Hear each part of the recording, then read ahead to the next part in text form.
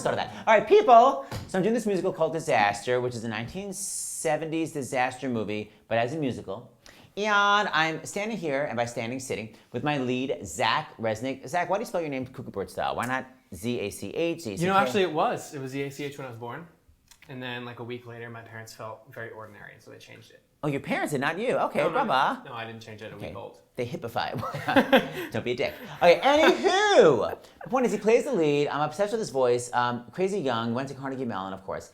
And I was commenting on how gorgeous he sounded on this one note in the show. And he claims he sings it that way because he's basing it on Gavin Creel's voice. Now, tell me what you mean by that, Dia.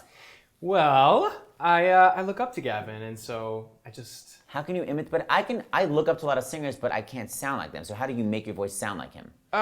Actually, that's actually sort of how I've always learned how to sing. I started that way very young, and then when I got to college, my voice teacher was ready to kill me because I just wasn't getting the right placement that he was trying to like drill in my head and over and over and over. And I just started watching these YouTube videos that I had taken of these older kids at CMU, and all of a sudden I learned how to do it just from watching and listening. So not from someone teaching you technique, from really imitating their... Well, it was a combination of both, totally. But I think like the thing that made me finally go like, oh, was actually watching a video. And so Gavin was very similar. I was listening to however many recordings he's done. And, so good. He's dreamy.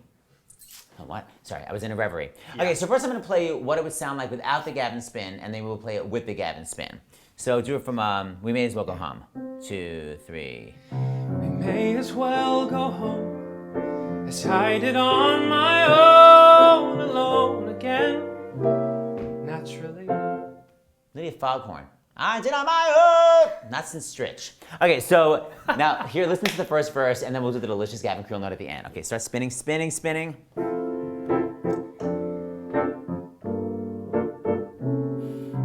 In a little while from now, if I'm not feeling any less sour, I promise myself to treat myself and visit a nearby tower. And climbing to the top, will throw myself off in an effort to make it clear to whoever what it's like when you're shattered, left standing in the lurch in a church where people saying, my God, that's tough, she stood him up. No point in us remaining. We may as well go home as I did on my own, alone again, naturally. Okay. Okay, here goes my next favorite moment from Disaster. Brava. Okay, it's me again. So now I'm standing with two Persians. Sherz Ali-Taha and Sam Eskandini. Donnie. I can't.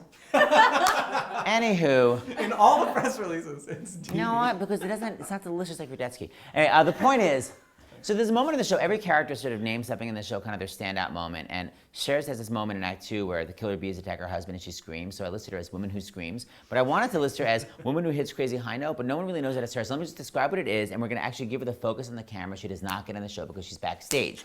So during the show, Sam plays this chef at one point, and he's going to go to this lookout perch that's going to look over the whole casino to look for this missing child. And someone says, the earthquake, it looks like the earthquake damaged it. And he's like, stop being such a girl. And he does the, la la la la la, climbs la la la la la la la la la la, do do do do, and during the ba da da da da da, he falls to his death.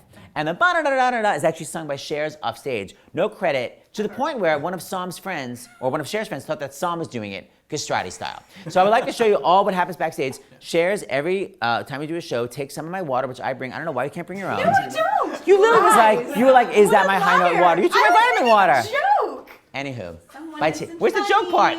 Joke part is not taking the water. Anywho, here's what it sounds like. And by the way, Sherz says she looks crazy when she does it, but she's never on camera. So just this is the crazy face we have to see backstage. Everyone's actually gonna see my crazy face. I've never seen you hit this before. So Sam starts climbing to the top. During the high note, he falls. Stop catching up. Here we go. He's climbing. Hit it.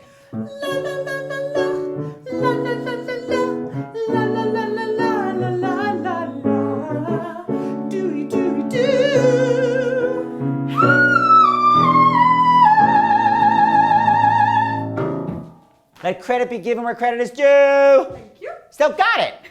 And by it, vocal damage. Excellent. Okay. And my final favorite moment of the show. So we have a kid in the show. We had an adult playing a kid before, playing a boy and girl twin, Michael Longoria. But I always wanted it to be a kid. But I was like, where can I ever get a kid that's so talented? Cut to, we had 2 kids audition, and one of those kids was Clark. Amazing in the show. We're desperate to get the show to Broadway before he hits puberty. So we're doing secret estrogen injections. Anywho, the point is, don't want his voice to change. So he plays twins. What are the twins' names, dear? Ben and Lisa. He plays both Ben and Lisa, which is a lot of quick changes of wigs. And in this moment, you're Lisa. Lisa. Carrying his brother Ben, because Ben has, of course, diabetes, because it's a disaster movie. So he's singing this song, and it's one of my favorite moments in the show. Now, Clark has 3 songs in the show, and every single song stops the show, which makes me as an adult feel great. Literally hate him. So we're going to start right from the end of the song. I'm obsessed, especially his little turn on he ain't heavy. See, anyone born before like 1980 knows how to riff. In my day, we riff like this. Sometimes I wonder. Like that was the extent of our riffing. But anyone young knows how to do all that. I cannot do it. Okay, it's a long, long road. Clark, you ready? It's a long. It's a long, long road from which there is no return. While we're on our way to there, why not share? And the road doesn't weigh me down at all. He ain't heavy. He's my brother. He ain't heavy. He's my brother. He ain't heavy. I can't do it. And terrible riffer. I'm out. Okay, bye-bye. That's it.